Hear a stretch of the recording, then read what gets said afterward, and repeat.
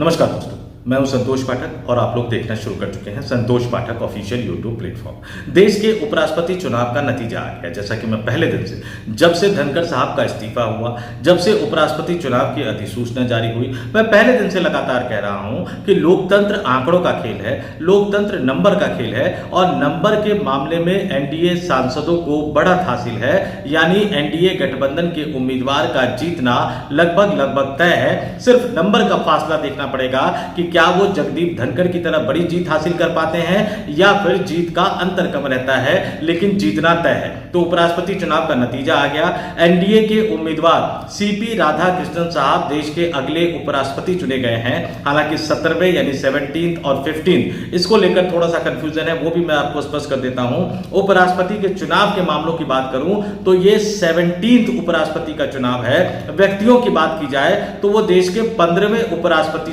चुन लिए गए हैं और अब जगदीप धनखड़ की जगह पर सीपी राधाकृष्णन साहब राज्यसभा की कार्रवाई का संचालन करते हुए नजर आएंगे। लेकिन कुछ सवाल जो उठ रहे हैं, वो सवाल क्या उठ रहे हैं कि क्या इस देश के माननीय सांसदों को ढंग से वोट करना भी नहीं आता, क्योंकि 15 सांसदों के वोट अवैध करार दे दिए गए हैं। यानी उन्होंने सही तरीके से वोटिंग नहीं की। अब वो गलती से उन्होंने गलत तरीके से वोटिंग कर दिया या जानबूझकर वोटिंग कर दिया, ये सवाल उठते रहेंगे। लेकिन 15 सांसदों के वोट अवैध करार दे दिए गए हैं, ये अपने आप में एक सच्चाई है। जबकि एनडीए गठबंधन हो या विपक्षी इंडिया गठबंधन हो, दोनों ने ही अपने अपने सांसदों के लिए ट्रेनिंग सेशन का आयोजन किया था कि चुनाव में वोट कैसे करना है, उपराष्ट्रपति चुनाव में किस तरीके से वोटिंग होती है, वो तमाम चीजें उनको बताई गई थी। फिर भी 15 सांसदों के वोट अवैध करार दे दिए गए हैं। और इसके साथ ही ये सवाल ये भी उठेगा कि वो कौन से 15 सांसद हैं जिन्होंने क्रॉस वोटिंग की है। जी हाँ, इस चुनाव को याद रखिएगा कि इस चुनाव में 14 सांसदों ने वोट नहीं किया।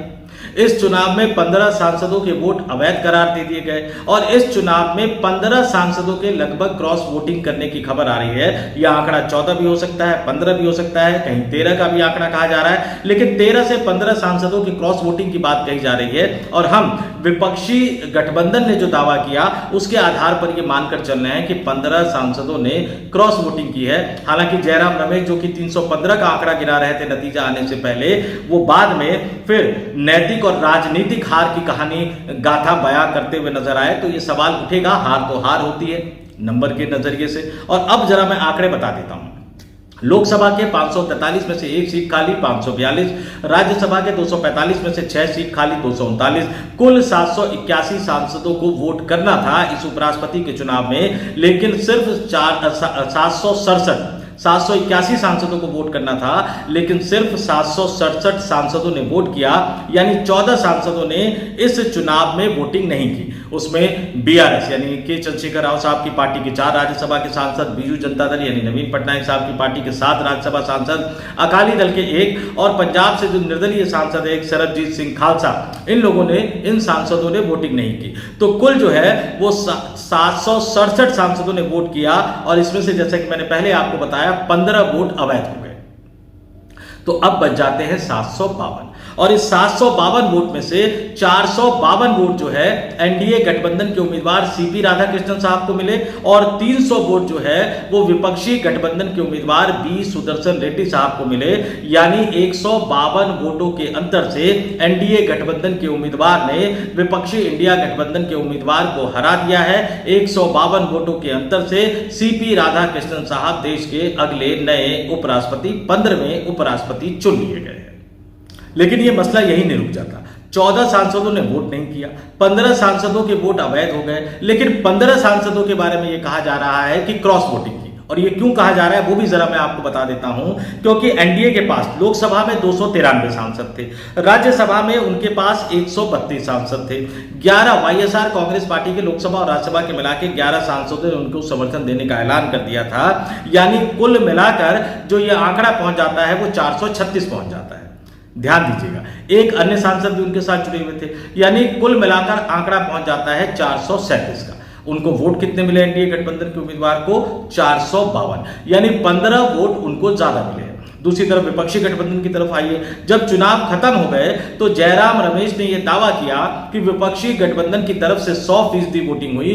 315 बाकायदा उन्होंने नंबर बताया कि 315 सांसदों ने, विपक्षी गठबंधन के 315 सांसदों ने वोटिंग की।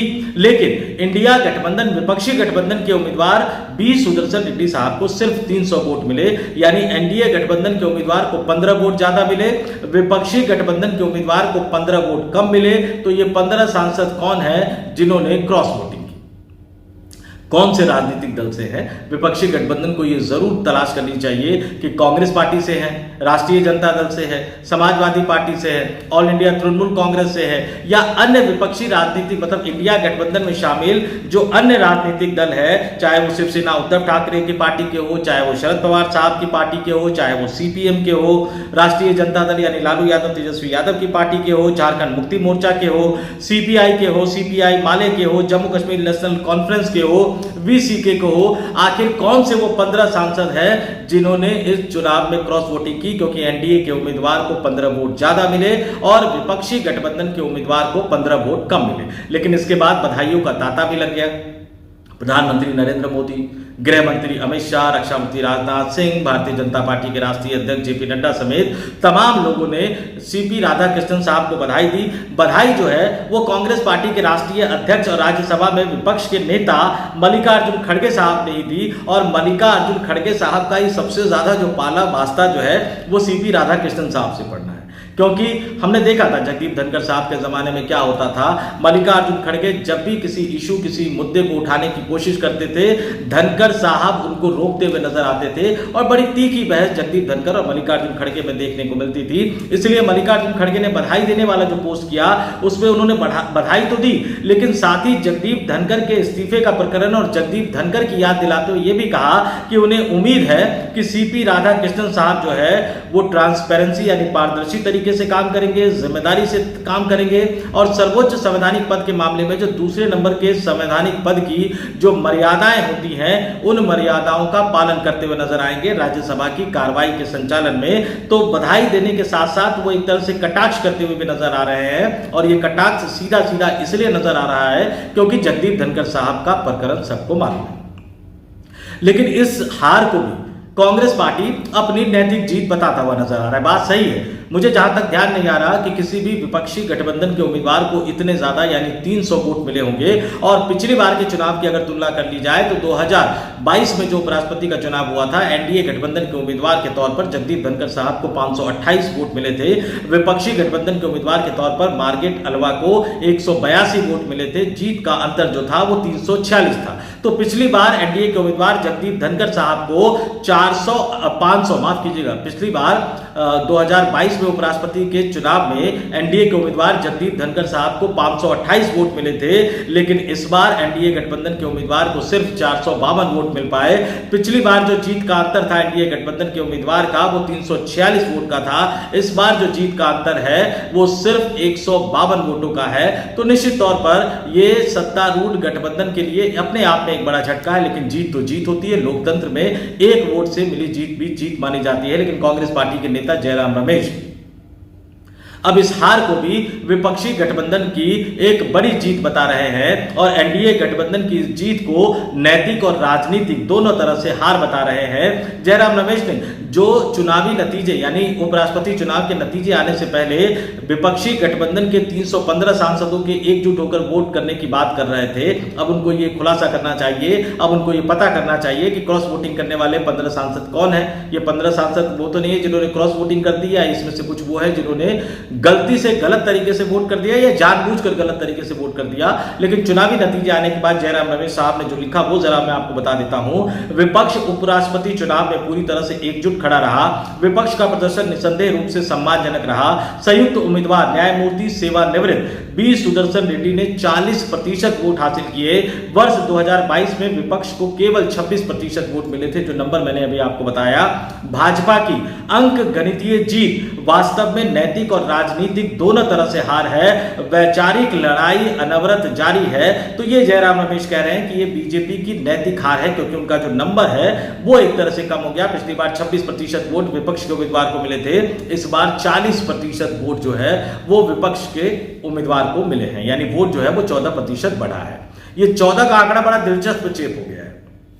14-15 का जो आंकड़ा है ये बड़ा दिलचस्प इस उपराष्ट्रपति चुनाव के साथ जुड़ गया है। तो इस वीडियो में इतना ही, इस स्टोरी में इतना ही। लबो-लुआब यही है कि उपराष्ट्रपति का चुनाव एनडीए गठबंधन जीत गया है। जीत का अंतर जरूर कम हो गया है, जीत का मार्जिन जरूर कम हो गया है, लेकिन जीत हासिल हो गई है। और जब जीत हासिल हो गई है तो जीत का जश्न भी मनाया जाएगा। लेकिन याद रखिएगा कि यही भारतीय जनता पार्टी, इसी भारतीय जनता पार्टी के नेता, भाजपा के अध्यक्ष जेपी नड्डा हो या देश के प्रधानमंत्री नरेंद्र मोदी हो, उन्होंने एनडीए सांसदों की डिनर बैठक को यह कहकर रद्द कर दिया था कि देश के कई इलाकों में बाढ़ आई हुई है, इस समय इस तरह की बैठक आयोजित करना ठीक नहीं है। तो अब देखते हैं किस तरह से वो जश्न मनाते हुए नजर आते हैं, क्योंकि कहा जा रहा है कि तमाम लोग जुटेंगे केंद्रीय मंत्री प्रहलाद जोशी के आवास पर। देखते हैं वहां क्या होता है। वैसे भी आज प्रधानमंत्री नरेंद्र मोदी ने बाढ़ प्रभावित पंजाब और हिमाचल प्रदेश का दौरा किया, हवाई सर्वे किया और कई करोड़ रुपए की सौगात भी दी है। बड़ी बात है कि वो सौगात अगर जनता तक सही तरीके से पहुंच पाए तो निश्चित तौर पर उनका फायदा होगा। तो अब राज्यसभा में, यानी जो राज्यसभा का जो अगला सत्र होगा, राज्यसभा का जो शीतकालीन सत्र होगा, उसमें जगदीप धनखड़ साहब की कुर्सी पर सीपी राधाकृष्णन साहब बैठ के कार्रवाई का संचालन करते हुए नजर आएंगे। एक बात तय मानकर चल लीजिए कि जगदीप धनखड़ साहब जितना बोलते हुए नजर आते थे, हालांकि इस्तीफे के बाद तो उनकी आवाज सुनने के लिए हम लोग तरस गए हैं, जितना बोलते हुए नजर आते थे उतना ज्यादा सीपी राधाकृष्णन साहब बोलते हुए नजर नहीं आएंगे। लेकिन धनखड़ साहब ने जो पैरामीटर सेट कर दिया है, अब उस पैरामीटर से नीचे आकर राज्यसभा की कार्रवाई का संचालन कर पाना किसी भी नेता के लिए संभव नहीं है। आक्रामक विपक्ष को टैकल करना और सरकार को संतुष्ट करना, सरकार के हिसाब से सदन की कार्रवाई का संचालन करना, यह आप समझ लीजिए कि तलवार की धार पर चलने के बराबर है। धनखड़ साहब चल नहीं पाए, विदा हो जाना पड़ा। सीपी राधाकृष्णन साहब पूरे 5 वर्ष का कार्यकाल पूरा कर पाते हैं, नहीं कर पाते, इस पर हम सबको नजर बनाए रखनी होगी। तो फिलहाल इस वीडियो में इतना ही। जाते जाते आपसे अपील, आपसे आग्रह, वीडियो पसंद आया तो लाइक कीजिए, शेयर कीजिए। इस जीत पर कमेंट करके बताइएगा कि इस जीत को आप किस नजरिए से देखते हैं और जयराम रमेश ने जो नैतिक हार की बात कही है, उस नैतिक हार से आप कितना सहमत है। ये पूरी जीत बीजेपी की है या नहीं, या आंकड़े या नंबर कम आने की वजह से इसको आप नैतिक हार मानते हैं। आखिर इस नतीजे पर आपका क्या मानना है, कमेंट करके जरूर हमें बताइएगा। और वीडियो को लाइक भी कीजिएगा, संतोष पाठक ऑफिशियल यूट्यूब प्लेटफॉर्म को सब्सक्राइब भी कीजिएगा। और अगर आपका मन करे, आपकी इच्छा करे, तो आप हमारे प्लेटफॉर्म को एक मेंबर के तौर पर, स्पेशल व्यूअर के तौर पर ज्वाइन भी कर सकते हैं, जिसकी लागत रोजाना के आधार पर 3 रुपए से भी कम आएगी, पूरे महीने की 89 रुपए। तो अगर वीडियो के आखिर तक पहुंच गए हैं तो मुझे लगता है कि इतनी राशि आपको अपनी जेब से जरूर खर्च करनी चाहिए, ताकि निष्पक्ष आवाज की बुलंदी बरकरार रहे और हम निष्पक्ष तरीके से आपके सामने सारे तथ्यों को रख सके। तो इस वीडियो में इतना ही। मुझे यानी संतोष पाठक को दीजिए इजाजत। आप तमाम लोग देखते रहिए संतोष पाठक ऑफिशियल यूट्यूब प्लेटफॉर्म। नमस्कार।